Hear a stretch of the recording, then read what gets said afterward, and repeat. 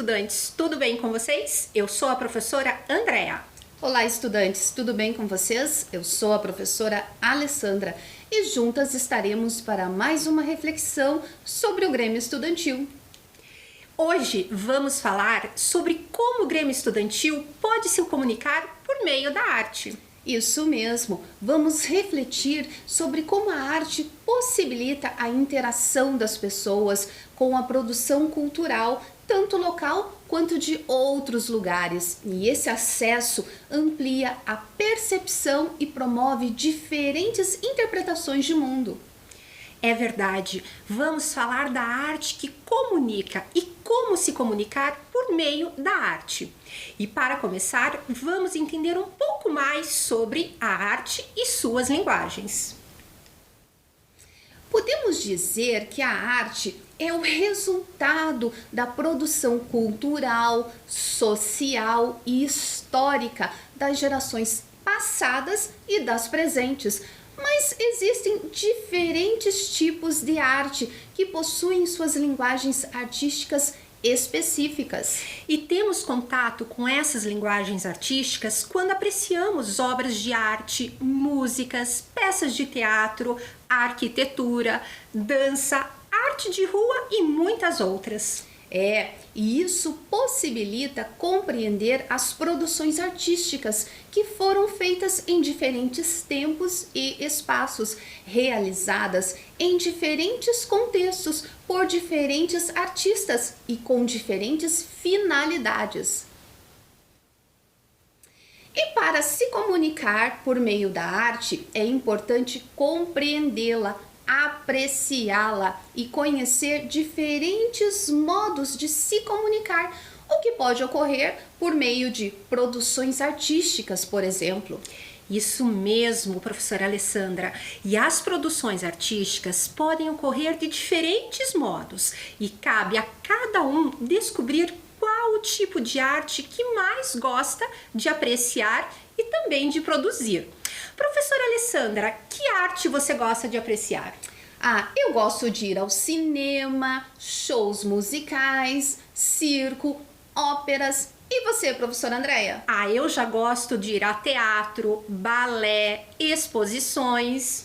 E você sabia que as animações e as videoartes são bastante comuns nos dias atuais? E é possível produzir pequenas animações utilizando aplicativos gratuitos disponíveis na internet. Já pensou que bacana você realizar uma animação para apresentar uma atividade para seu professor e seus colegas? Sim, isso é possível, mas lembre-se sempre que for acessar a internet, esteja com um adulto responsável. Isso mesmo, e você também pode compor canções que retratem seus sentimentos, suas ideias e até mesmo protestar por meio da música.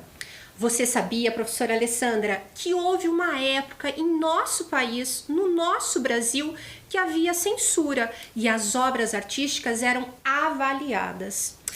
E o que não estivesse de acordo com a posição política da época era censurado. Mas muitos artistas usavam palavras e expressões de duplo sentido para protestar contra o regime político ditatorial.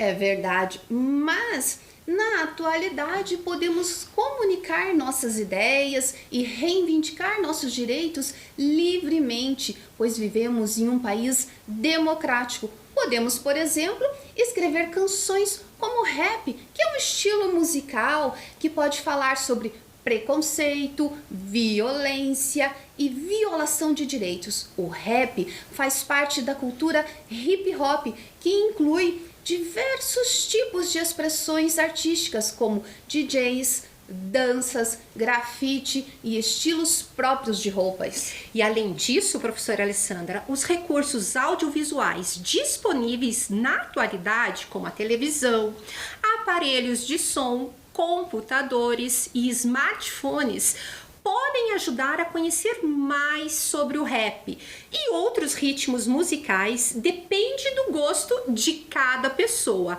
Estilos para serem curtidos não faltam, professora Alessandra. É verdade. É importante ter repertório cultural e isso depende de ter diferentes experiências que podem ser vivenciadas no cinema, no teatro, em concertos e espetáculos musicais e na literatura. E quando ampliamos nosso repertório cultural por meio do acesso às diferentes linguagens artísticas, aprendemos a apreciar e respeitar a arte. Isso mesmo. E você sabia que existe um espaço em Curitiba em que é possível aprender e desenvolver técnicas artísticas? E o nome desse espaço é Gibiteca de Curitiba. E esse é um importante espaço da nossa cidade e é frequentado por ilustradores, artistas plásticos, pesquisadores, professores, estudantes e seus habituais frequentadores. E a Gibiteca, ela foi criada em 1982 e está no atual endereço desde 1988, abrigada lá no Centro Cultural Solar do Barão. Lá, gente, é possível encontrar muitos exemplares de gibis, cartoons, mangás de vários estilos e até mesmo criações feitas aqui mesmo em Curitiba, professora Alessandra. Mas sabe, professora Andréia, eu já estive no Solar do Barão e aprendi muito sobre a nossa história neste espaço. E agora te convido a assistir a uma animação que vai nos contar um pouco mais sobre esse importante espaço. Acompanhe comigo na tela. Barão do Cerro Azul. Barão do Cerro Azul é muito mais do que nome de rua e de museu. Ildefonso Pereira Correia, o Barão, é um herói. Nascido em Paranaguá, no ano de 1849, possuía um engenho de erva mate e chegou a ser o maior exportador do Paraná. Ao se instalar em Curitiba, ampliou seus negócios com a erva mate e também com café. Sempre buscando melhoria e progresso, ele contribuiu para modernizar a cidade ao fundar a imprensa paranaense, onde eram feitas as embalagens de seus produtos exportados. Porém, não foram esses os motivos que levaram o Barão do Cerro Azul a ser considerado um herói. Nem mesmo foi por receber a Comenda da Ordem da Rosa, em virtude da sua notável atuação pública, ou pelo seu forte posicionamento abolicionista pelo fim da escravidão. Foi durante a Revolução Federalista de 1893, quando os Maragatos, um grupo revolucionário gaúcho, marchou rumo ao Rio de Janeiro para derrubar o presidente Floriano Peixoto.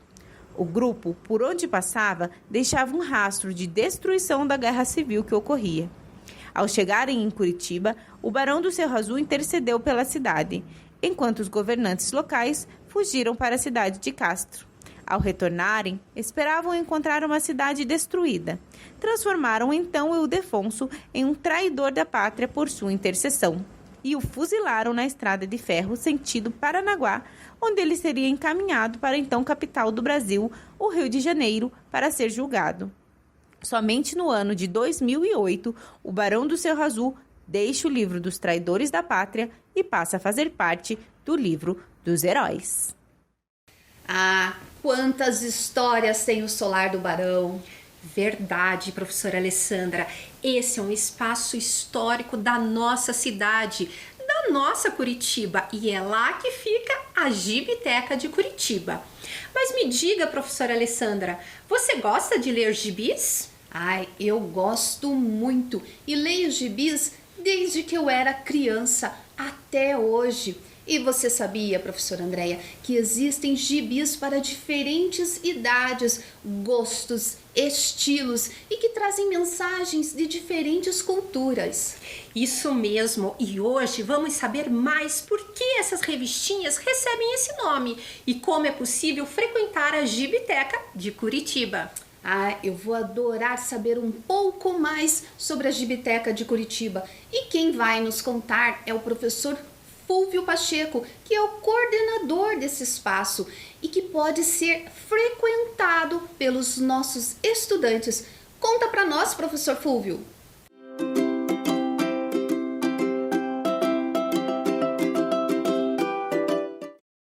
gente está aqui na Gibiteca de Curitiba, né? A Gibiteca de Curitiba é um espaço da Fundação Cultural, da Prefeitura, e a Gibiteca de Curitiba ela faz parte do Solar do Barão.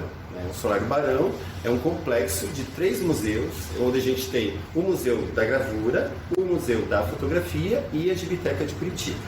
Ele fica aqui na rua Carlos Cavalcante, meio perto do Passeio Público, perto do Shopping Miller.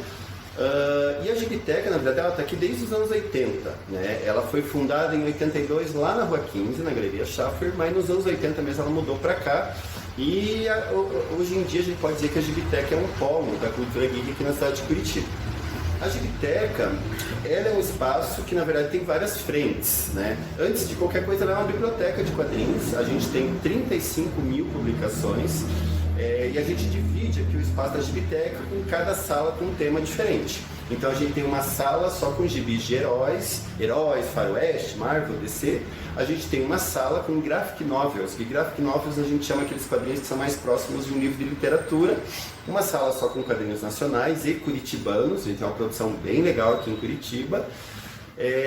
Essa sala que a gente está, onde a gente tem os mangás e os cartoons. Cartoon é aquele desenho que é diferente do que um desenho realista, né? Tipo a Mônica, tipo o Zé Carioca, a Disney e tal, então a gente chama de cartoon.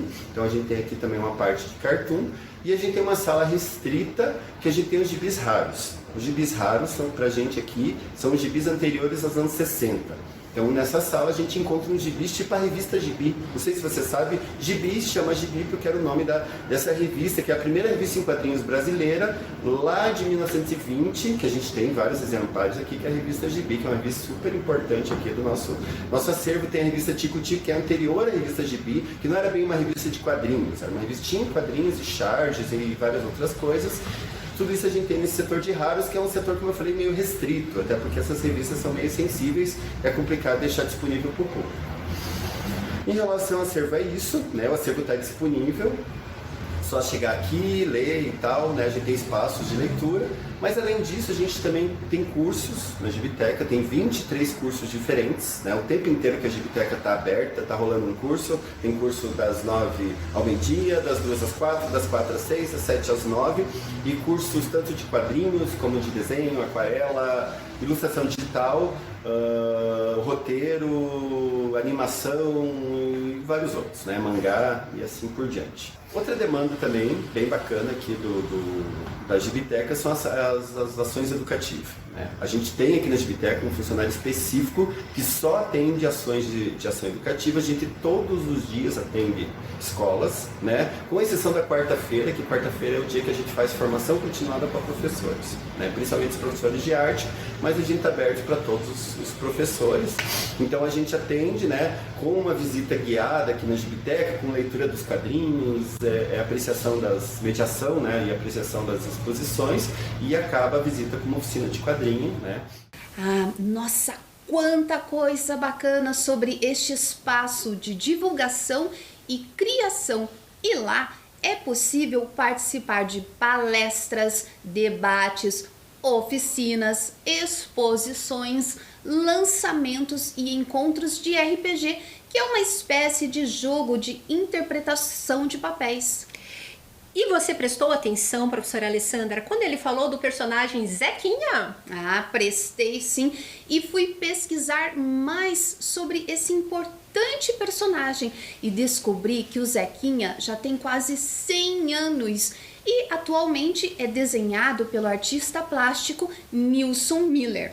Inicialmente, as figurinhas com o personagem Zequinha podiam ser encontradas em embalagens de balas. Mais tarde, foram criados álbuns de figurinhas do personagem Zequinha e foi uma febre tentar completar o álbum. Uau, professora Alessandra, que bacana, hein? Eu iria adorar colecionar essas figurinhas. Eu também, e as figurinhas trazem Zequinha em várias situações do cotidiano, como poeta, pintor, músico, fotógrafo, no circo, na Rua das Flores, no Centro Cívico e no Parque São Lourenço. E para saber mais sobre esse personagem e como, por meio das imagens, ele passa mensagens do dia a dia, vamos acompanhar mais um vídeo do professor Fúvio, que vai nos mostrar o Zequinha em situações da atualidade. Vamos lá?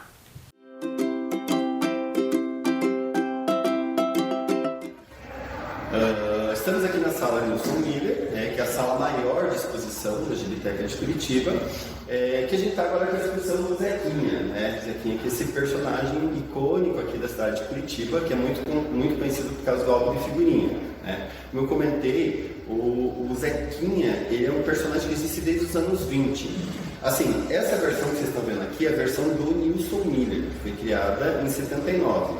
A versão dos anos 20 é do Paulo Carlos Bach, que é uma versão um pouco diferente. Por quê? Porque naquela época não era um álbum de figurinha, era uma figurinha que vinha dentro de uma bala. Até por isso que até hoje em dia fala bala Zequinha, porque não tinha o álbum. Era uma figurinha que ela vinha dentro de uma balinha e você usava mais para jogar bafo, você que não tinha o álbum.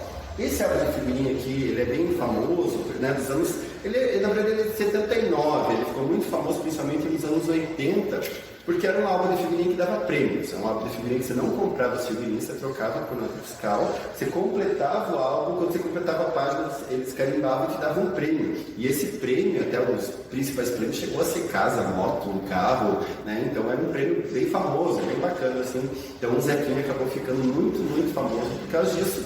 E agora, em 2021, ele voltou, e agora ele é um álbum de figurinha normal, que você compra as figurinhas nas banquinhas mesmo, Aqui na Gibiteca a gente fez uma exposição que a gente convidou outros artistas aqui da cidade para fazer as suas versões do Zequinha, e acabou que essas novas versões do Zequinha, que são versões bem diferentes, tem Zequinha um bandista, Zequinha drag queen, daí os artistas piraram, a partir da possibilidade de fazer sua versão do Zequinha, e esses Zequinhas foram inseridos então no álbum 2021, numa edição do colecionador, que é uma edição que você pode achar aí, parece que ele está em 300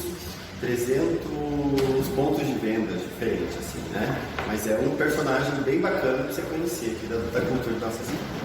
Então aqui a gente tem algumas das figurinhas, essas figurinhas que eu comentei que outros artistas fizeram a partir do Zequinha, que é legal porque os artistas, eles fizeram umas versões bem pessoais, cada um puxou um pouco do seu trabalho pessoal. Então a gente tem, por exemplo, aqui a Amanda Barros, que é casada com Ariel Cunha, que ela fez a versão K-pop, que é esse estilo musical que é bem popular agora com os adolescentes, E eles fizeram, o Ariel, a esposa dela, fez com os bichinhos de estimação deles, fez pai de pet, até eles são um casal que não tem filhos, tem só os filhos cachorrinhos só, Então ele fez a versão pai de pet.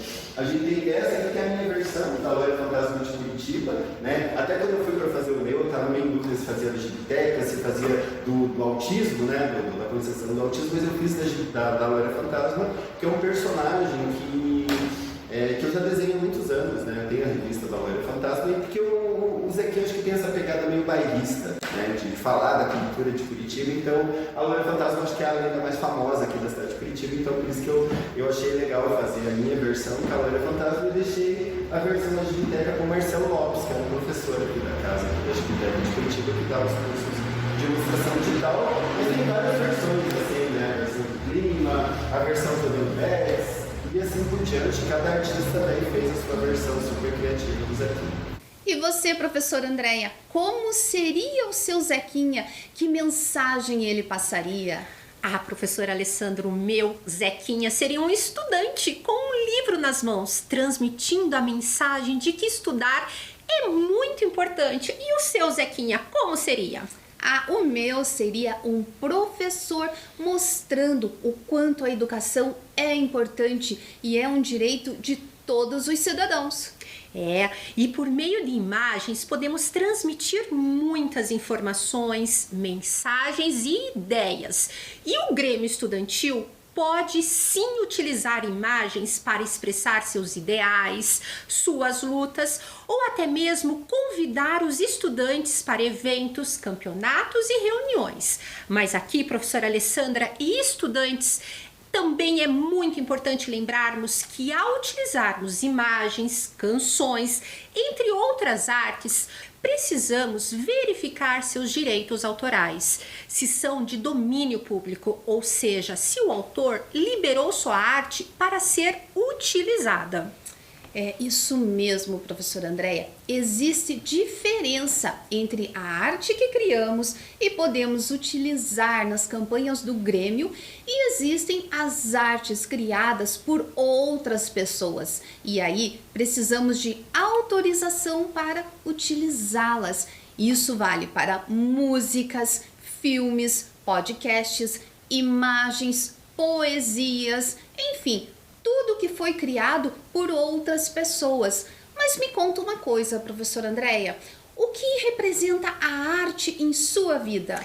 A arte para mim é uma forma das pessoas expressarem suas emoções, histórias, culturas. E você, professora Alessandra, poderia nos dar um exemplo de onde podemos encontrar a arte? Sim, na arquitetura, desenho, escultura, pintura, literatura, música, danças, teatro, cinema. Mas vamos perguntar para o professor Fúvio o que representa a arte em sua vida? Acompanhe comigo na tela.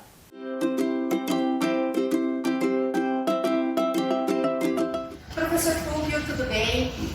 Nós gostaríamos de saber o que a arte representa na sua vida. Então, no caso, a arte é o principal fundamento da minha vida, né?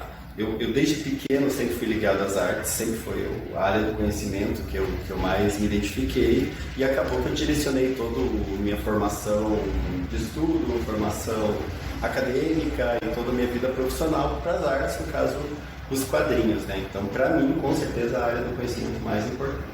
Ok, professor Fúvio, obrigada. E conte para nós, professor Fúvio, como que os nossos estudantes, os nossos adolescentes, como que as pessoas podem se comunicar por meio da arte?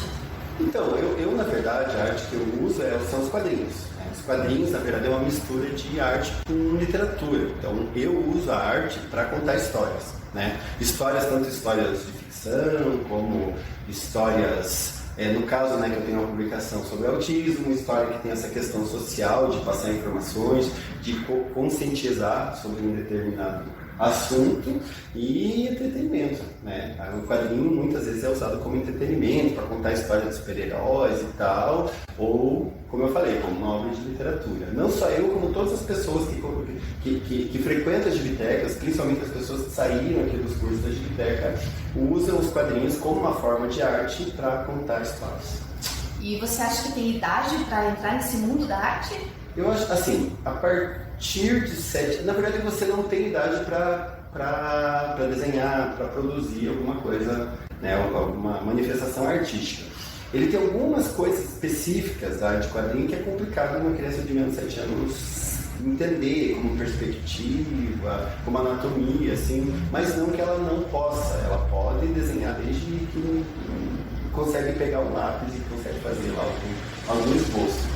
Mas eu acho que a partir do 7 que ela consegue assim, entender exatamente os fundamentos para fazer um quadrinho, né? Eu digo que é a arte que eu uso para me expressar. Fúvio, e para desenvolver esse lado artístico, para saber um pouco mais sobre arte, é importante ampliar o repertório, né? Ter acesso a diferentes linguagens artísticas. E como que aqui na Gibiteca as pessoas, os nossos adolescentes, podem se apropriar dessas linguagens? Então, como você falou, a criança tem que estar em constante estímulo, né, até para ela ter referências, né, para ela poder fazer alguma manifestação artística. Aqui na Gibiteca a gente tem um acervo, né, um acervo de quadrinhos que as pessoas podem vir, podem ler, dos mais variados gêneros, e a partir disso ela tem repertório, né, para se envolver no mundo das artes. E além disso, as exposições e tal, então o que não falta aqui é estímulo, né, para a criança se entrar no mundo das artes. Aqui atrás de nós tem vários gibis. Isso. Você gosta de gibi, professora Andréia? Eu adoro gibis. Eu gosto bastante. E nós podemos pegar aqui e fazer a leitura e até mesmo fazer trocas, não é mesmo? Isso. Então, a gente está nessa sala, que é uma sala que a gente faz a formação dos professores, e esses gibis específicos são os gibis repetidos, que a gente tem duplicados aqui na Gibiteca, e a gente troca. Esses gibis que a gente tem repetido, a gente faz troca. Então, se você quiser trazer o seu gibi, a gente troca por no mesmo formato, um por um mesmo, assim, né? Então, a gente tem isso aqui de gibi para trocar. E tem algum horário específico, professor Fúvio, para a gente fazer essas trocas? Não, na verdade, assim, o horário que a Gibiteca está aberta, você pode fazer as trocas, né? Que é de terça a sábado, das 9 da manhã às 6 da tarde, todos os dias. Como eu falei, terça a sábado, fora o horário de almoço, né? Mas a gente está aqui, se você trouxer seu gibi, a gente faz essa troca. E lembrando que a Gibiteca está tomando todos os cuidados nesse período de pandemia, não é mesmo? Alguns materiais ficam de quarentena. A gente, as trocas a gente está fazendo, a gente está aberto para leitura, mas você não pode tocar nas estantes, você pedem as publicações, a gente entrega, depois essas publicações ficam 7 dias de quarentena e tal. E mesmo para entrar no Solar do Barão a gente tem uma senha, então são 25 pessoas por vez, né? A Gibiteca tem um espaço muito amplo, mas mais que 25 pessoas não podem entrar aqui na Gibiteca, e os cursos e as visitas guiadas, por enquanto, né, não estão acontecendo. Estamos vendo aqui que tem vários desenhos, né, de vários artistas, e cada artista tem a sua particularidade. É isso mesmo, professor Fúvio? Você pode falar um pouquinho mais sobre isso pra gente? Vou tirar a máscara. Então, isso aqui é uma coisa bacana, até eu acho muito interessante falar sobre isso, porque normalmente os artistas que acabam mais conhecidos são aqueles que têm um desenho com mais particularidades, aquele que você olha o desenho e já sabe, esse aqui é um desenho do José Guiar, isso aqui é um desenho do Antônio Hélio, isso aqui é um desenho, né? Eu, no caso específico, gosto de fazer os meus quadrinhos com spray, uma técnica que chama stencil, que você corta um molde, depois passa o spray. Então todos os meus quadrinhos eu faço assim. Aqui tem um Spock aqui do Star Trek que eu fiz com essa técnica, e acaba que essa aqui é a minha assinatura. Mas isso é uma coisa, isso na verdade nem é uma coisa específica dos quadrinhos. Se a gente for ver na história da arte, por exemplo, a gente vê uma obra do Picasso, sai aqui do Picasso, do Van Gogh, sai aqui do Van Gogh, e assim por diante, por causa dessa forma diferente que eles fizeram, né? E quanto mais particular, quanto mais diferente de tudo que você faz, de tudo que você conhece, mais você vai ficar conhecido por isso. Tanto que isso é uma coisa que eu incentivo muito, né? Nas aulas, os alunos falam, gente, é legal você ter referências, é legal você aprender, desenhar as coisas que você gosta, mangá, Naruto, mas é legal você pensar e pegar isso e pensar numa coisa diferente, uma coisa que você vai ser lembrado por isso. Isso não tem nem a ver com saber desenhar. Às vezes tem gente que não sabe desenhar, que tem um traço simples, mas tem um traço criativo. Certo? Tem vários cartunistas, principalmente, que tem um traço super criativo, que às vezes é 2 esquinos com 2 bolinhas, mas é super criativo, super interessante. Às vezes é até mais interessante do que um super realista, né? Então, essa particularidade, essa assinatura, essa forma de fazer diferente, eu acho que é uma das coisas mais importantes se você quiser ter um reconhecimento no meio artístico. Quantas coisas aprendemos hoje e que lugar sensacional conhecemos! Professora Alessandra, mas não terminou ainda. Agora o professor Fúvio vai nos ensinar a fazer um personagem. Eu quero muito aprender a desenhar personagens como um indígena criado pelo professor Fúvio. Então vamos lá, ensina para nós, professor Fúvio. Fazer uma atividade junto comigo, e é uma atividade que é bem o início de quando você vai fazer uma história em quadrinho, que a gente sempre começa uma história em quadrinho com o personagem, né? Então, tanto nos cursos de mangá, curso de quadrinho, a primeira atividade, a primeira ação é a criação de um personagem, né? Então eu vou desenhar desenhar junto com vocês um esqueminha que a gente usa para criar um personagem. Eu digo assim, um personagem não cartoon, né? Que o cartoon, como eu expliquei já no começo do vídeo, é aquele que é distorcido, que não tem muita regra, como a Mônica, como o Snoopy, o Garfield, né? O Curitibinha. Então ele não tem muita regra na hora que você cria um desse. Mas se você faz um personagem realista, um personagem mais próximo de uma pessoa na realidade, ele tem alguns macetinhos, alguns esqueminhas que eu vou passar aqui junto com vocês. Eu vou desenhar, como eu falei, o personagem que eu mais desenho, a Loira Fantasma, mas eu vou fazer um outro personagem que eu desenho bastante, que é um indígena, que é um Índio Caigangue, que é um personagem das minhas histórias. Eu normalmente faço histórias que falam das lendas, do folclore, até meio terror, né, curitibano, que a gente chama de folk horror, né, que é o horror que trabalha com questões folclóricas. mas eu vou explicar aqui para vocês como é que desenha. Então, quando a gente começa a desenhar uma figura humana, ela tem 8 vezes o tamanho da cabeça. Então, você pega a cabeça e multiplica por 8 vezes. Então, a primeira coisa que você faz é dividir a tua folha em 8 partes. Então, vamos começar com isso. Então, a gente passa aqui uma linha, né? Em média, a gente pode deixar aqui uns 10 centímetros, no caso, se você estiver fazendo numa folha de papel sulfite, uns 2,5 centímetros, 3 centímetros dá certinho na altura. Aqui eu vou fazer 10, então 20, 30, 40, 50, 60, 70, 80, porque são 8 vezes, né? 8 partes. Vou pegar aqui.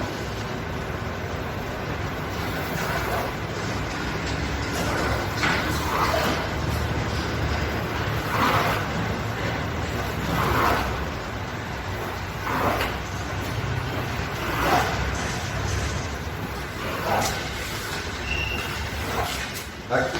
Então, nós dividimos a folha em 8 partes. Uma coisa legal também, se você não tiver régua, porque essas folhas, essas linhas, elas não precisam ser retas, elas podem ser completamente tortas. Você pode também fazer 2 dedinhos. Então, você faz uma linha, 2 dedinhos, outra linha, 2 dedinhos e faz assim que também ele dá certo. Se você usa 2 dedinhos, ele dá mais ou menos o tamanho da folha sulfite, né? Então, a gente fez isso. Agora, a gente vai começar a fazer o esquema de palitinho, sabe? Então a gente começa a fazer primeiro um boneco de palitinho para depois fazer o desenho, que a gente chama a estrutura do personagem. Como eu falei, no espaço número 1, a gente faz a cabeça. Então a gente começa fazendo um formato oval, né? Como vocês estão vendo, não tem muito segredo. Esse formato oval, você pega ele 2 vezes, dá para medir com o lápis, ó, 2 vezes o tamanho da cabeça e joga aqui na parte número 2. Uma vez para um lado, ó, aqui, e uma vez para o outro lado. E daí a gente faz o ombro.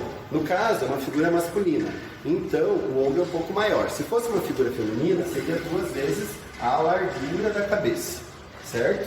Também agora, falando das diferenças, na figura masculina o ombro é maior e o quadril é menor. Se fosse uma, ó, ele fica mais ou menos essa silhueta assim, ó, a figura masculina, o ombro maior e a fina na cintura. Se fosse uma figura feminina, seria o ombro menor e o quadril do mesmo tamanho do ombro, certo? Então essa que é a diferença que a gente vai fazer na figura masculina.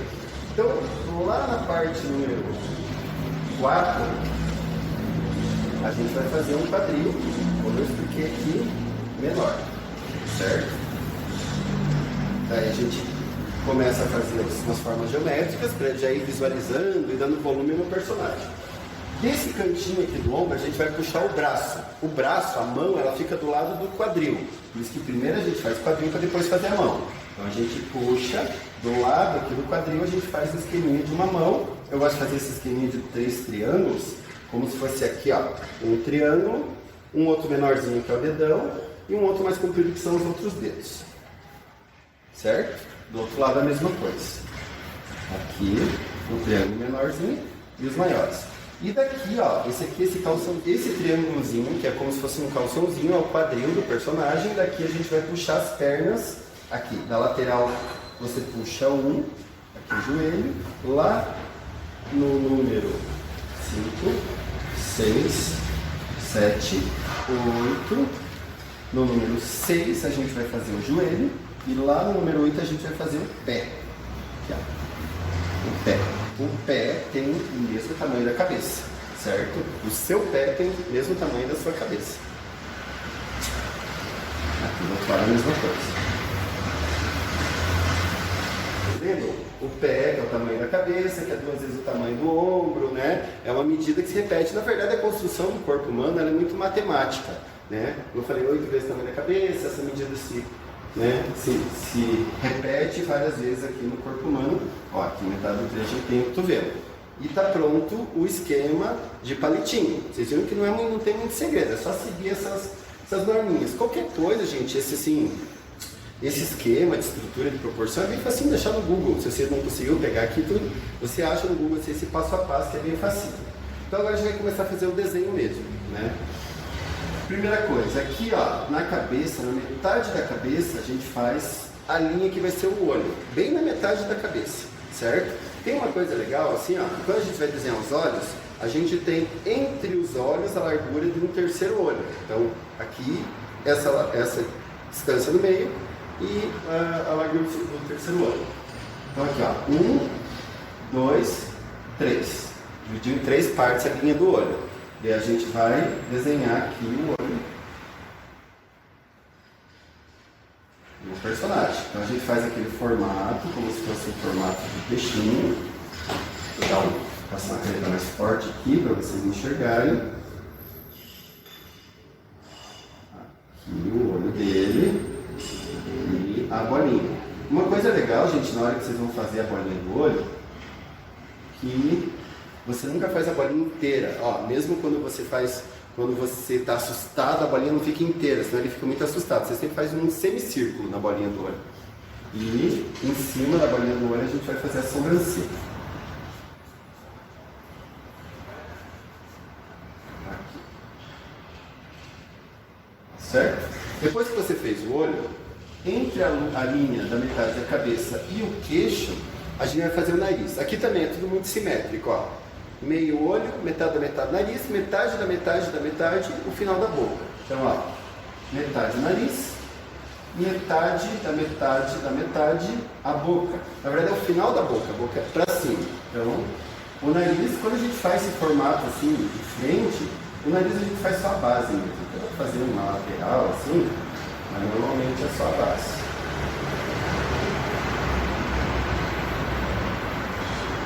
Assim, então o nariz e do nariz até o queixo, como eu expliquei, a boca fica para cima, certo? A gente está com uma bola no lugar da cabeça, agora a gente vai fazer o maxilar. E a gente desce uma linha, quando chega do lado da boca faz a curva do maxilar, né? E vou fazer com a caneta para vocês enxergarem melhor. E esse formato, aqui entre o olho e o nariz a gente tem a orelha. E por último, o cabelinho.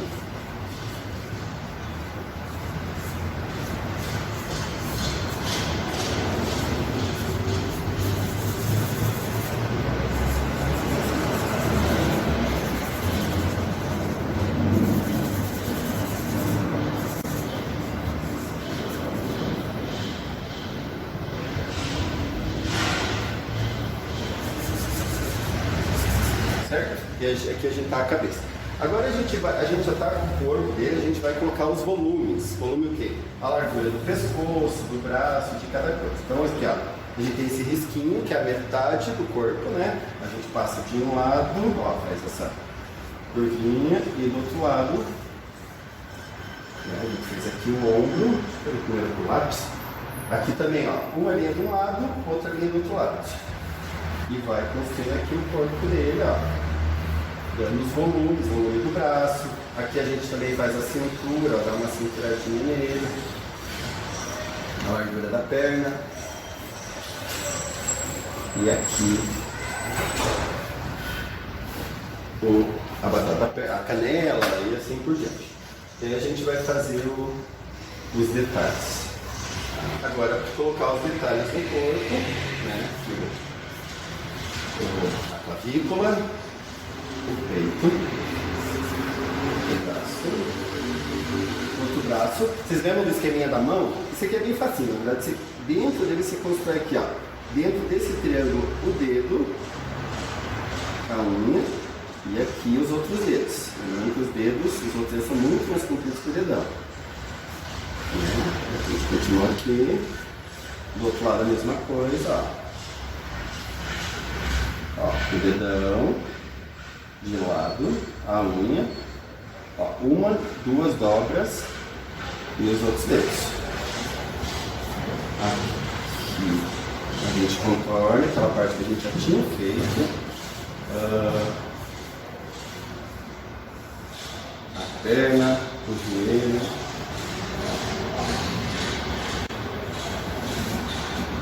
E o pezinho, ó, uma, duas curvinhas, dedão e aqui os dedinhos. O outro lado é a mesma coisa.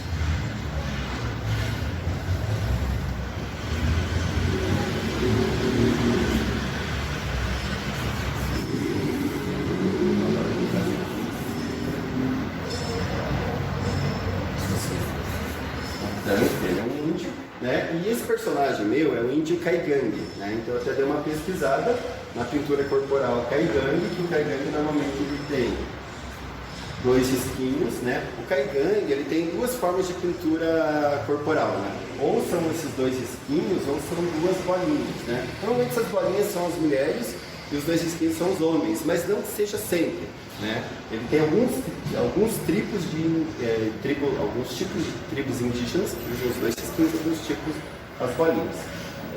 E aqui a gente tem esse tipo de pintura indígena, que são 3 risquinhos e como se fosse assim, certo? Isso aqui é legal para qualquer coisa, é como se fosse quase que um layout, uma marca das tribos Caigangue, que você encontra tanto na pintura indígena como nos cestos, naqueles trançados, eles sempre fazem esses formatos assim. Isso aqui é uma coisa legal, sempre quando a gente vai fazer uma história com alguém, você pesquisar, certo? Você pesquisar, por exemplo, eu trabalho folclore aqui da região do Paraná, de Curitiba. Aqui no Paraná, a maior parte dos tribos, principalmente do interior, são caigangues ou guarani, então eu pesquisei para fazer uma coisa contextualizada. Isso é muito legal quando você for criar um personagem, você pesquisar muito para não, né? Porque além de você estar fazendo uma obra, digamos assim, de entretenimento, você está passando um pouco de cultura através dessa tua obra. Então aqui a gente tem também essas 3 linhas, que como eu falei, sempre se repetem aqui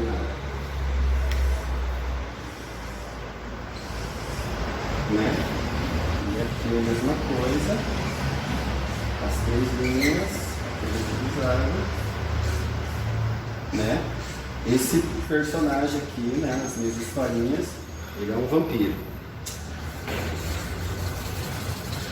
Certo? É isso. Então, tá feito aqui o personagem. Então agora convido vocês a tentar fazer mas até de preferência tentem fazer um personagem, mas criem um personagem. Faça um personagem seu, pesquisa. Até legal fazer um indígena numa dessa, mas tenta fazer um personagem diferente desse aqui que eu tô fazendo. Beleza? Uau, quanta habilidade e quantos conhecimentos ele nos passou, como dividir o papel, as medidas do corpo humano. Isso mesmo, e o conhecimento sobre as linguagens artísticas pode colaborar para que o Grêmio Estudantil possa se comunicar por meio da arte. A arte pode contribuir para diferentes modos de comunicação. Lembrando que o Grêmio Estudantil pode promover a comunicação na escola, fazendo cartazes, organizando murais, peças de teatro, festivais de talento, mostras de arte. Isso mesmo, as diretorias do Grêmio Estudantil podem se comunicar com os estudantes utilizando as linguagens artísticas para divulgar ações, reuniões, reclamações e propostas de um modo diferente, mais criativo e divertido. Mas me diga, professora Andréia, você prestou bastante atenção nas nossas reflexões de hoje? Prestei sim, professora Alessandra, e aprendi muitas coisas. Quero só ver. Te desafio a resolver uma carta enigmática. Então vamos lá, professora Andréia, quero ver se você prestou mesmo muita atenção. Em Curitiba, que é uma cidade educadora, há uma Gibiteca de Curitiba, que fica no Solar do Barão, perto do passeio público. E lá é possível fazer empréstimos de gibis, ter aulas de desenho e participar de eventos e exposições. É um local para ter contato com a arte que possibilita se comunicar. Muito bem, hein, professora Andréia? Você acertou tudo, parabéns! Prestou mesmo muita atenção. Adorei nossas reflexões de hoje e quero me comunicar cada vez mais por meio da arte. Por hoje era só. Até a próxima, pessoal. Até a próxima! Tchau!